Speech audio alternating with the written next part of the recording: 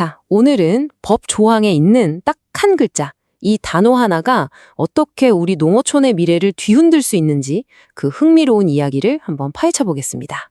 모든 건 이 질문 하나에서 시작됐습니다. 거제시에서 법제처에 물어본 거죠. 저희 농어촌 관광 휴양 단지에 호텔 지어도 되나요?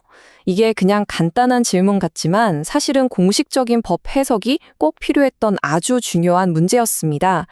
이게 단순히 어느 한 지역의 건축 허가 문제 그런 게 아니었어요. 지금 우리 농어촌이 겪고 있는 인구 감소, 소위 말하는 지역 소멸이라는 심각한 위기에 맞서기 위한 국가적인 큰 그림과 맞닿아 있는 문제였던 거죠. 그럼 지금부터 이 법률적인 퍼즐을 한번 같이 풀어볼까요?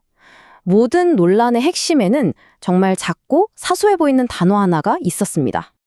자, 먼저 이 개념부터 확실히 해야 합니다. 농어촌 관광 휴양단지.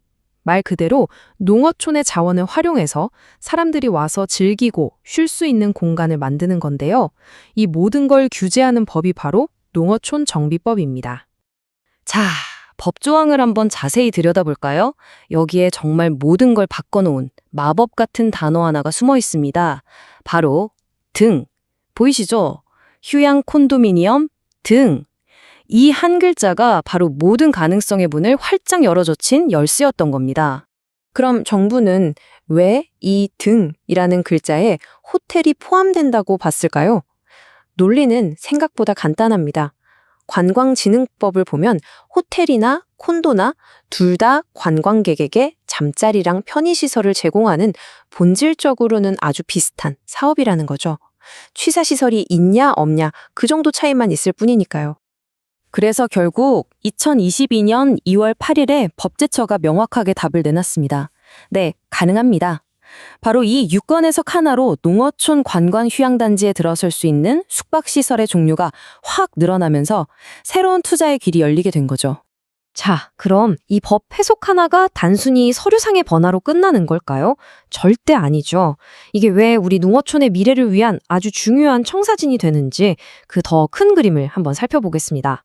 앞에서 잠깐 말씀드렸지만 지금 우리 농어촌은 지역 소멸이라는 정말 심각한 위기 앞에 서 있습니다.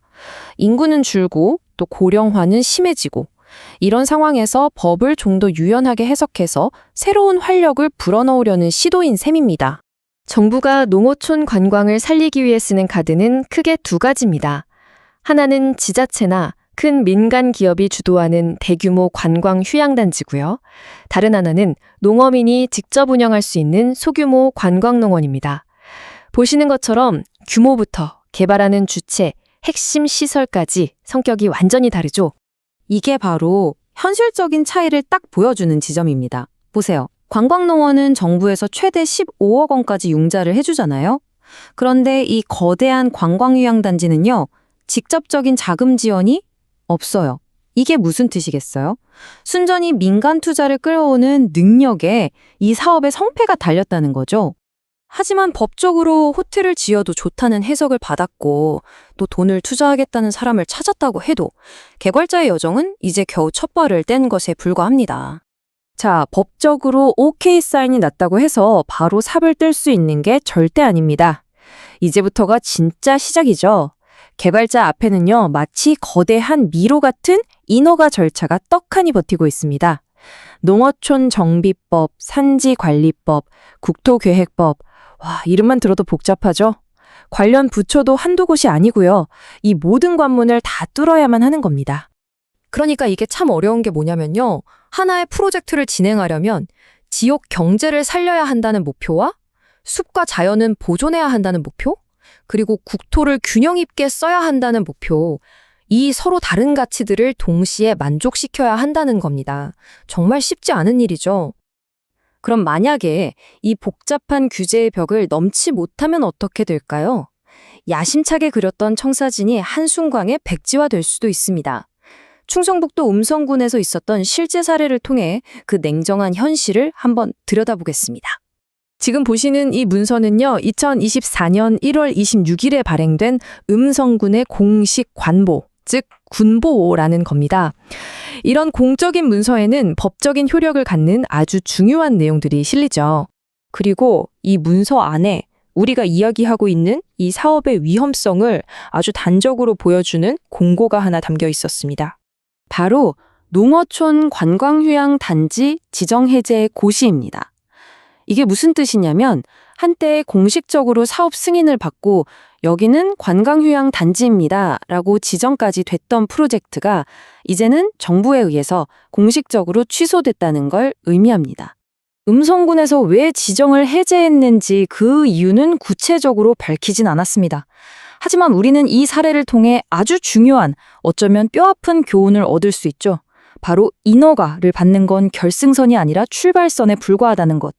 그리고 결국엔 돈, 즉 장기적인 자금 확보와 탄탄한 사업 모델 없이는 이 모든 게 물거품이 될 수 있다는 냉정한 현실을 보여주는 겁니다. 그리고 이런 제약도 있습니다. 3만 제곱미터. 이건 보존해야 할 가치가 높은 보존산지의 관광단지를 만들 때 허용되는 최대 면적입니다. 개발과 보존 사이에서 얼마나 아슬아슬한 줄타기를 해야 하는지 보여주는 상징적인 숫자죠. 결국 등이라는 한 글자가 가능성의 문을 열어준 건 맞습니다. 하지만 그 문턱을 넘어서 진짜로 농어촌의 지속 가능한 미래를 만들기 위해서는 법적인 허용만으로는 부족해 보입니다. 그보다 훨씬 더 치밀한 전략과 현실적인 계획, 어쩌면 바로 그게 진짜 열쇠가 아닐까요?